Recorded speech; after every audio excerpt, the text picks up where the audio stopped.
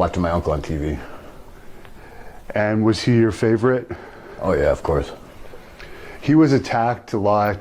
He's probably the most attacked heel of all time. Did he ever tell you any stories about some of those attacks? Yeah, but he also said, mind my own business, not to, live his life. Don't try to copy him.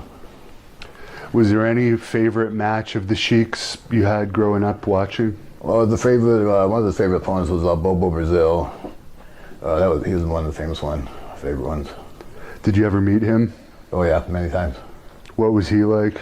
Super nice guy, giant, like 6'9". Giant, super deep voice, nice guy. What was the Sheik like outside the ring as your uncle?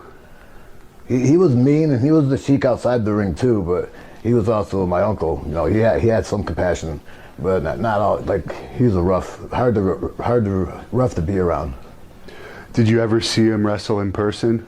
Oh yeah. And you had some experience with sponsors because you were over there with the Sheik? Yeah, a lot of mafia sponsors, and yeah, yeah. I guess he was a legend over there. Did you notice when you were over there with him, he was treated even more differently than...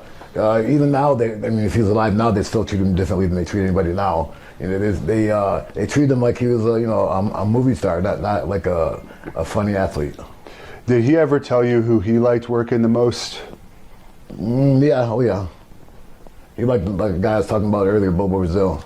Now, Kevin told me this story about the ring catching on fire. You also talk about it in your book. I guess Sheik almost died.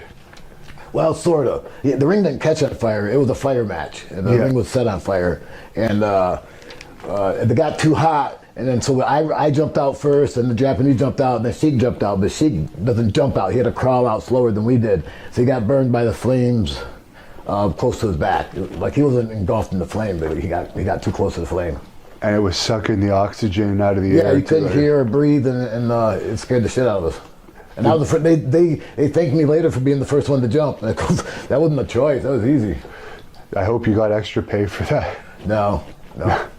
Were the fans upset that the match didn't actually happen? No, because after the match, she carried on wrestling and stuff. I was throwing water on him, and he was getting mad because he wanted to still throw fire at Onita. So I'm throwing water on him and getting him wet, but he still chased Onita around, fought him a little bit into the crowd, and caught him on fire. And then we went off our way. Did he ever tell you any stories about his time in the military? Yeah, a little bit. I guess wrestling's nothing compared to what he would have experienced there. Well, and he was in the military twice.